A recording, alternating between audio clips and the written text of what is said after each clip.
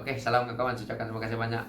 Pencerahan saya hari ini adalah berkenaan dengan yang mana kalau kita lihat sidang media tun dengan Kuli itu. Jadi ulasan saya berkenaan dengan isu ini, dia seperti ini. Kita kembali ke belakang sedikit berkenaan dengan isu ini. Yaitu di awal sewaktu Datuk Seri Anwar Ibrahim mengatakan dia mempunyai majoriti yang cukup untuk membentuk kerajaan. Dan Datuk Seri Anwar Ibrahim menghadap Duli Yang Maha Mulia Tuanku Agong.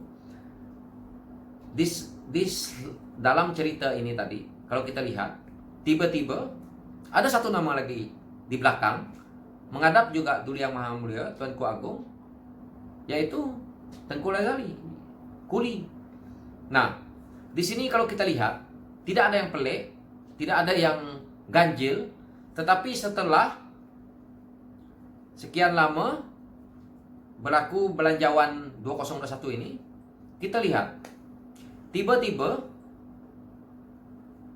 sidang media Tun dan Kuli berlaku lagi setelah dia mendengar cerita bahawa PH ini kalau kita lihat dilihat agak stabil di parlimen dengan majoriti yang agak kita tahu bahwa kemungkinan undian tentang belanjawan 2021 ini boleh memihak kepada PH. Mereka buat sidang media mereka seperti itu. Dan apa yang berlaku kalau kita lihat selepas itu, besoknya undian kepada kerajaan yang ada hari ini terus menjadi satu tolak satu yang tidak hadir, yaitu mungkin Kuli sendiri. Tetapi untuk PH sudah cukup kuat 108, termasuk Tun sendiri. Tetapi kenapa mereka buat sidang media ini? Ini yang kalau kita lihat dari sisinya, mereka seolah-olah menguatkan kerajaan yang ada hari ini. Pada hakikatnya mereka menyokong kepada PH. Ini politik mereka yang saya rasa mereka tidak nak Datuk Seri Anwar Ibrahim itu ataupun tak nak PH itu menang dalam undian. Walaupun pada hakikatnya mereka mengundi di sebelah PH. Tetapi kalau kita dengar ucapan Tun di parlimen, dia tetap tidak menyokong belanjawan. Contohnya tentang isu-isu pembelajaran.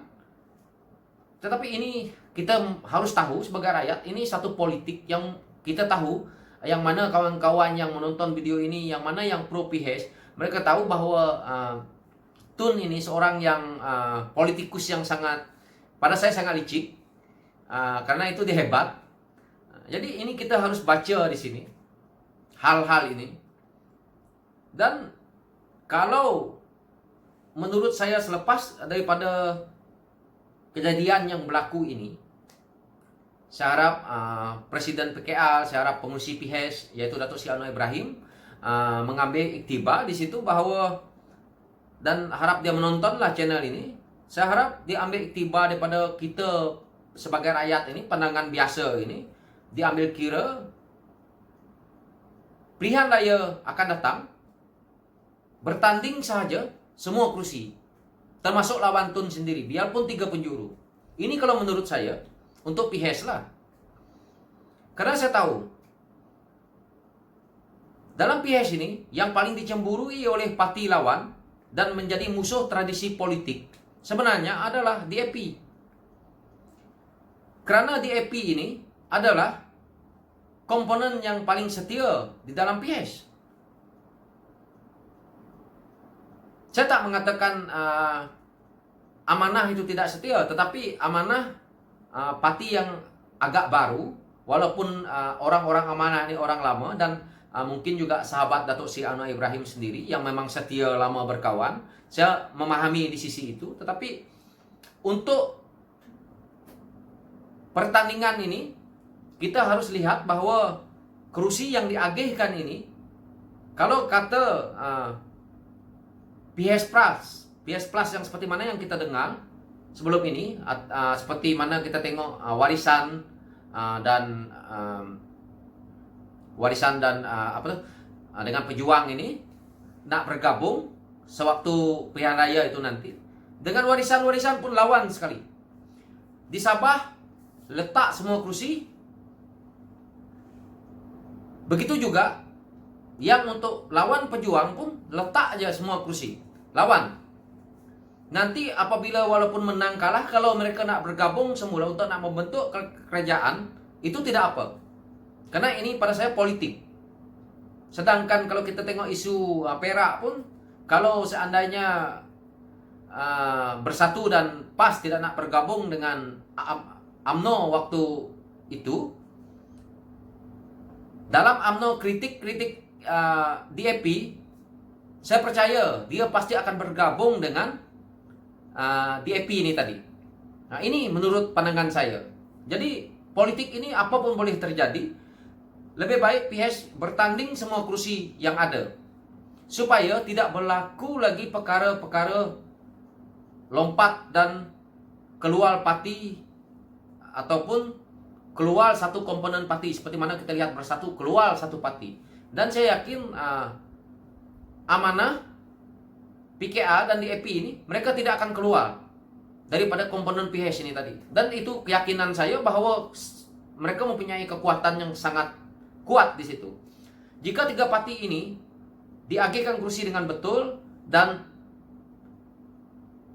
menang pilihan raya, saya yakin bahwa kali ini baru PHS boleh memerintah dengan cara yang baik dan tanpa lagi ada masalah dalaman parti, yaitu satu komponen parti keluar seperti bersatu itu.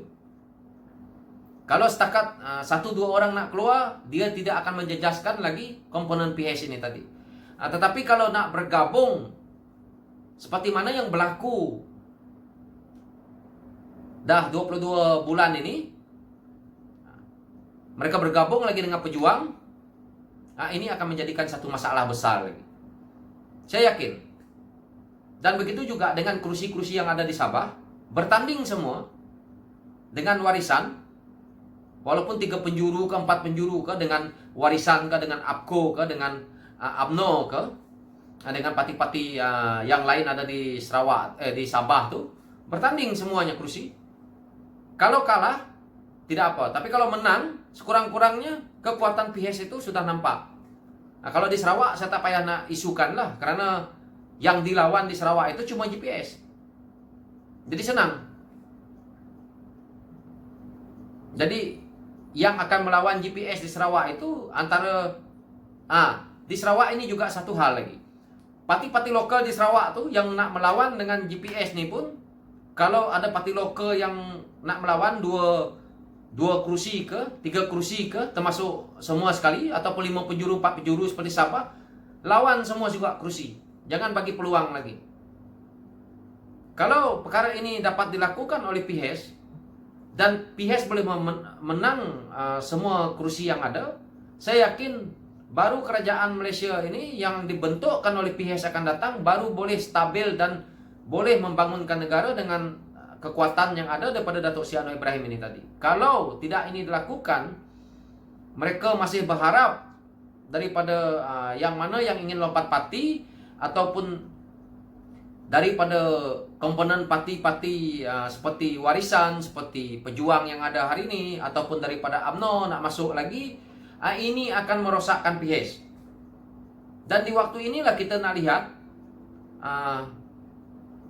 yang mana lagi, seperti mana yang kawan-kawan saya yang lain selalu buat videonya tentang kartel lah, tentang apalah. Itu pun bila kerajaan sudah stabil, kita boleh lihat yang mana kartel-kartel yang masih ada tersisa, yang nak perlu dibuang, karena kita sudah mempunyai kekuatan. Ini kalau menurut saya seperti itu. Sekarang ini kalau nak buang kartel-kartel yang ada, saya paham situasinya, kekuatan kerusi politik yang ada tuh, MP itu tidak cukup. Jadi terpaksalah mengalah diri demi menjamin kelangsungan politik itu. Tetapi setelah esok kemenangan besar berlaku, buang saja semuanya. Cuci kotoran yang ada. Walaupun saya paham, di mana-mana parti politik pun ada kartel mereka masing-masing. Ini lumrah.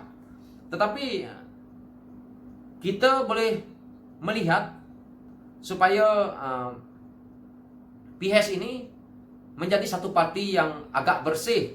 Kita nak kata 100% tak boleh juga, karena kalau kita lihat ini saya nak masuk ke sisi Singapura, dia juga tetap ada sedikit, tetapi persennya sedikit di situ.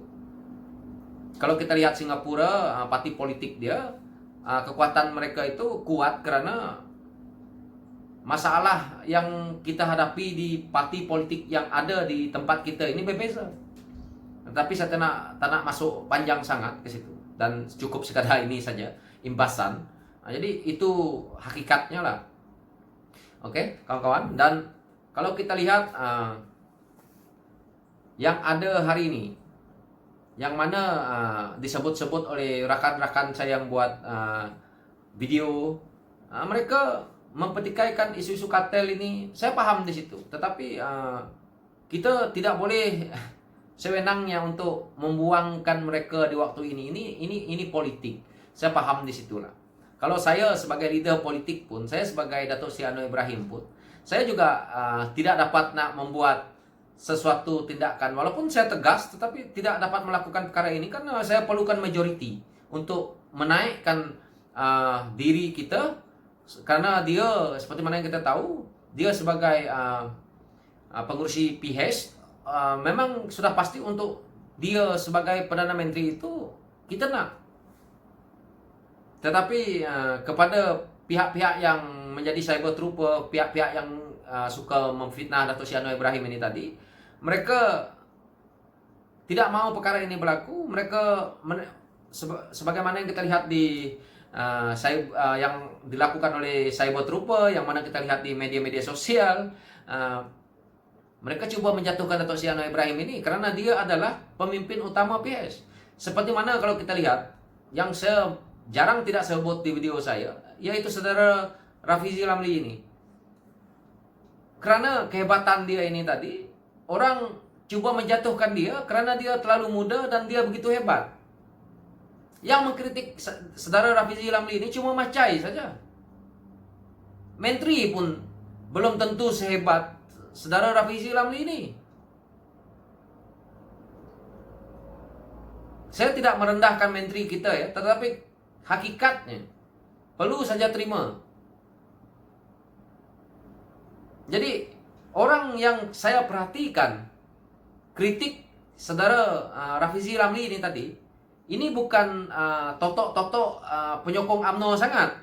Yang saya lihat, yang mengkritik saudara Rafizi Ramli ini adalah orang yang totok-totok menyokong Datuk Seri Najib. Karena apa? Karena seperti mana yang kita lihat, ada yang betul-betul fanatik dengan Datuk Seri Najib ini tadi, sehingga didapati bersalah di mahkamah pun mereka tetap menyokong. Ini namanya penyokong fanatik kan. Jadi pada saya melihat itu sebagai satu yang tidak luar biasa. Ini perkara biasa. Sedangkan apa yang kita lakukan pasti ada pengkritik. Kita buat benda yang baik pun ada pengkritik. Kita tengok artis-artis yang buat lagu, sedangkan lagu mereka top di dunia. Kalau kita lihat komen mereka di bawah tuh pun dikritik orang. Ini kan kita, ini kan pemimpin kita, apalagi kalau kita melakukan kesalahan. Jadi ini hakikatnya lah. So sekian dulu. Saya harap PKR, DAP dan Amanah yang berada dalam komponen PH ini, mereka akan terus kuat. Dan apa yang saya katakan tadi itu, bahwa tidak perlu bagi ruang lagi, lawan saja semua. Dan kita pun lawan, tetap lawan. Oke, LTL. Oke, thank you kawan-kawan.